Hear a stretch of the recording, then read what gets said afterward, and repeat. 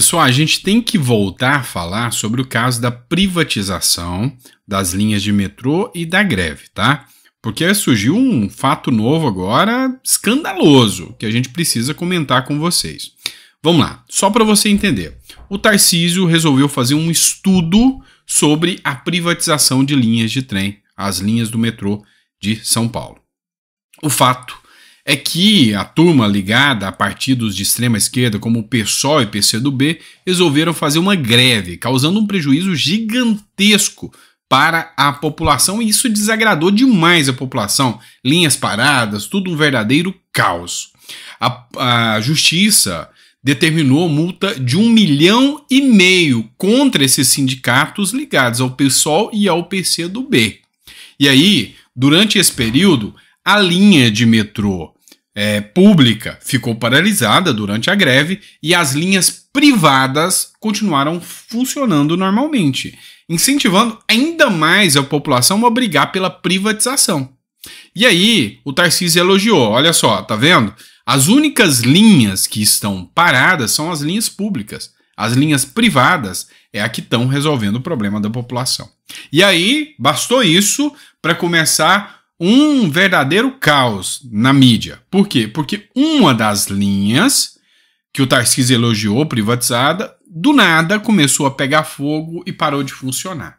Então a mídia começou a falar, tá vendo? A linha privatizada dá problema, a linha privatizada não é boa, tem que manter tudo no público.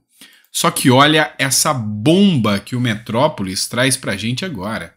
Polícia vê atentado em falha de linha 9 de trem durante a greve em São Paulo. Segundo o delegado que investiga a denúncia de danos, a linha 9 Esmeralda foi alvo de 4 ataques simultâneos em pelo menos de 2 horas no dia da greve. Então o modus operandi é que essas linhas do metrô foram alvos de atentado, sabotagem, cortaram a fiação, causando assim um incêndio, e por causa disso essa linha não funcionou. E aí é lógico que a primeira linha de investigação é sobre os grevistas. Também algo que é ilegal, imoral e até criminoso foi um abaixo-assinado onde os grevistas estavam distribuindo passes de ônibus para aqueles que não conseguiram pegar o metrô, desde que assinassem uma pesquisa, um plebiscito, onde a única possibilidade deles responderem era que eram contra a privatização. Esse é o modus operandi dele, pessoal. Então, assim, é algo, sem sombra de dúvidas, absurdo, é assustador. Agora, a gente vai trazer uma outra matéria também bem interessante para vocês. Vamos falar ainda da briga, né, do conflito que está acontecendo entre o Supremo Tribunal Federal e o Congresso Nacional. O Davi Alcolumbre, ontem, presidindo a CCJ, ele colocou em tempo recorde em votação e foi aprovado em menos de minuto uma pauta que limita os poderes do STF. E aí, o pessoal de esquerda não gostou nada disso, eles querem mais poder para o STF. O blog do Noblar, aqui do jornal Metrópolis, fez uma análise aqui dizendo que a atuação do Congresso é hostil e é contra a democracia e quer emparedar a justiça. É o que diz o blog do Noblar. Segundo ele, nada demais que haja deputados federais e senadores favoráveis à fixação de mandato para ministro do Supremo Tribunal Federal e que defendem mudanças na Constituição para dar ao Congresso o direito de rever decisões da Justiça das quais discorde. É verdade que, nesse caso, a pretensão cheira a naftalina. Olha só a forma que eles tratam. A Constituição do Estado Novo, o período ditatorial da era Getúlio Vargas, que começou com o golpe militar em 1930, permitiu que a vontade do Congresso prevalecesse sobre a Justiça. E essa indagação do Noblar aqui é exatamente a feita pelo ministro Barroso. Só que o Noblar deve ter esquecido um detalhe muito, mas absolutamente muito pequeno. O artigo 1º da Constituição diz que todo poder emana do povo que o exerce por meio de representantes eleitos, tá? Eleitos, ou diretamente. Quantos votos o Supremo Tribunal Federal recebeu? Pois é, que eu saiba, nenhum. Então, atacando o Congresso, falando que o Congresso é hostil, chamou o Congresso de ditador, atacando assim uma instituição, e eu acho totalmente equivocado esse ponto de pensamento, essa linha de pensamento do blog do Noblar.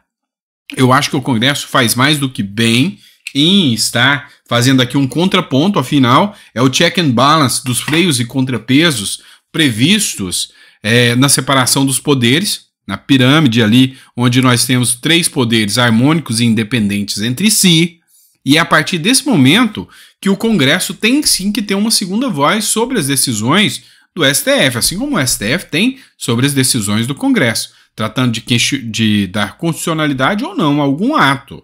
Mas legislar, isso não é papel do STF. Vamos lá.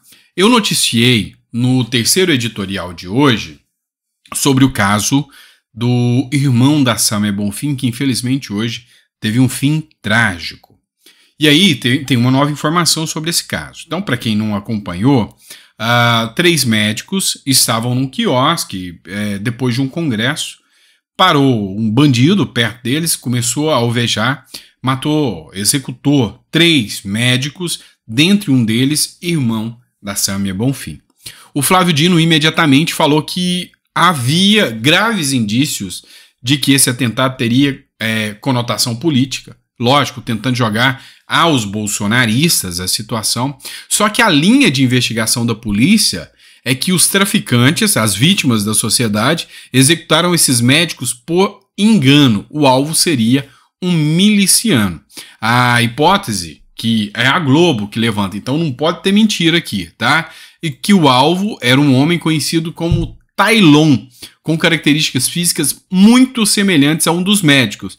E é uma das investigadas pela Delegacia de Homicídio essa linha. Então, tá aqui o médico e o investigado, que tem sim semelhança, e aí o que a polícia tem como linha de investigação é que uma pessoa tinha avistado um médico, se confundido, achado que era o Tailon, que era um miliciano bem conhecido na região, e por causa disso ligou para os bandidos que foram e executaram, e a linha de raciocínio é que foi engano, tá? Então, a solidariedade à família, espero que seja solucionado o mais rápido possível, é sempre trágico, mas esse aqui é um retrato da violência pública, é um retrato das vítimas da sociedade que o STF faz questão de dar, inclusive, algumas regalias para essa turma aí do tráfico, tá? Não é à toa que a gente começa a perceber uma indignação muito grande da população em relação ao aumento da violência, não. Um exemplo que a gente pode citar e que foi criticado aqui pelo Luiz Felipe de Orleans e Bragança, que é deputado federal, é essa matéria do Pleno News. O Supremo Tribunal Federal deu posse a traficante que passou em concurso ainda preso.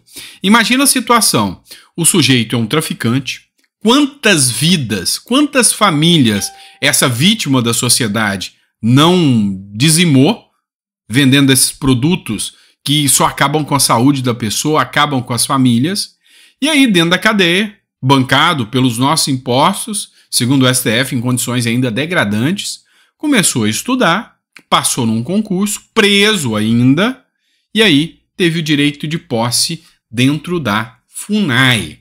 E aí o Luiz Felipe de Orleans e Bragança falou o seguinte: o plenário do Supremo Tribunal Federal decidiu nesta quarta-feira autorizar que um homem condenado por tráfico de drogas em Roraima tome posse em cargo público federal na Fundação Nacional dos Povos Indígenas, após ele ter passado no concurso, pasmem, enquanto ainda estava preso dentro da cadeia. Dentro da cadeia, tá? Isso é um verdadeiro absurdo.